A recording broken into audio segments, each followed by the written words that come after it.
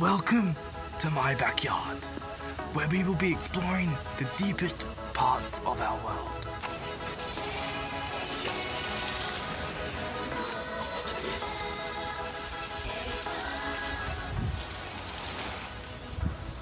In today's episode, the goal is to educate all of you about the abyss. No, not that abyss, but about the abyss that surrounds us in real life. You know, the one that's 6,000 meters below sea level. As you can see, there isn't anything to see. So thank you for listening. My time is over. I hope you've enjoyed being lied to. However, this is what it actually looks like down there, as so very little light can reach down to this depth. So it's essentially pitch black. It seems to have no end, nor bottom. In ancient Greek, abyss means bottomless. The abyss is way past the twilight, sunlight, and midnight zones. This is why you need an ultra, mega good camera that is very sensitive to light. And for starters, you need to get down there. Have you ever seen a two-way ticket to the bottom of the deepest part of the ocean? I mean, it isn't the best tourist attraction. Have you seen the kinds of animals that live down there?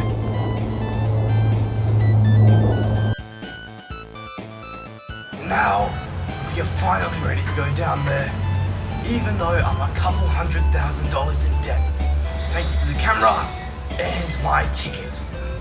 Let's hone in on a particularly fascinating topic of the abyss. It's bioluminescence. For us to simply imagine the fireflies use of bioluminescence, you would have to have a glow stick permanently attached to you, and that never depletes. And yes, I'm back, your favourite narrator, teacher. Let's face it, your all-round favourite teacher, Mr. Grasso. Good afternoon, ladies. Okay, in the fireflies case, it runs off two chemicals, luciferin and luciferase. And when oxygen and ATP, both abundant in our atmosphere, are added together, it emits energy in the form of light. This can be used in the firefly's favour, as it greatly assists their chances of finding a mate on a warm summer night. Now, to start us off in the abyss, we must go back in time to the start of evolution. It's pretty simple. It's hard enough for any creature to hide from a tenacious predator, but in open water, it's hard for the prey, as there isn't much that they can use for hiding.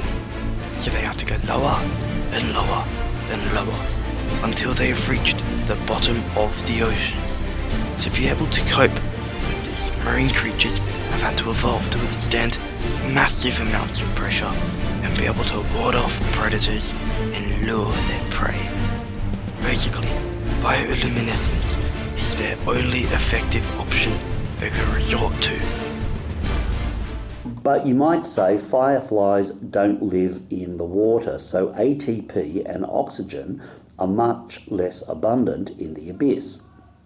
Yes, you are correct, and that is why creatures such as the anglerfish use a sac of glowing bacteria called photobacterium, which is all stored in the esker, also known as the sac at the end of the fishing rod. This can be used to attract sea creatures because creatures can't resist the beautiful glow coming from the anglerfish's bioluminescence. This is used to trap its prey and position it right in front of its big mouth, ready to swallow. This is a mechanism of attack with bioluminescence, and with the firefly, it is a mechanism of attracting mates. The deep sea shrimp is a great example of bioluminescence in the form of a defense mechanism. What this little shrimp can do is vomit a bioluminescent substance onto a predator, just like a squid would release its ink onto predators. This then gets them thrown off, because I'm sure if someone vomited a glowing substance in your face, you would not be happy. This vomit can also benefit the deep sea shrimp, as the bioluminescence stuck on its predator can attract larger animals to then eat them. A type of karma. There's always a bigger fish. One marvelous fish that lives in the deep sea is a great example of bioluminescence in the use of warding off predators. It is called the black dragonfish. As you can see, when it is calm, it looks like this. In the moment it feels endangered, it will light up all over its body and under its eye sockets to scare off its predators. As stated before, in the abyss, most animals, just like the black dragonfish and many kinds of squid, use a bioluminescent burst. This is most frequently as a help signal or a distress call to other animals to save it from being eaten. People like to call it a burglar alarm, as it is just like if you were being robbed. Robber sets off your alarm system, which triggers help arriving. And the best part is, it isn't just the animals that light up under the water, it's also the plants. This sacred plant called the golden coral, which can be as old as 3,000 years, when disturbed will light up and glow.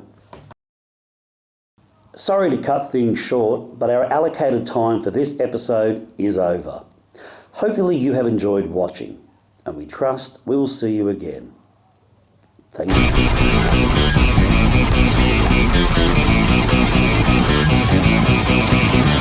Gentlemen, we hope that you've enjoyed today's presentation, and it was actually one of your favourites.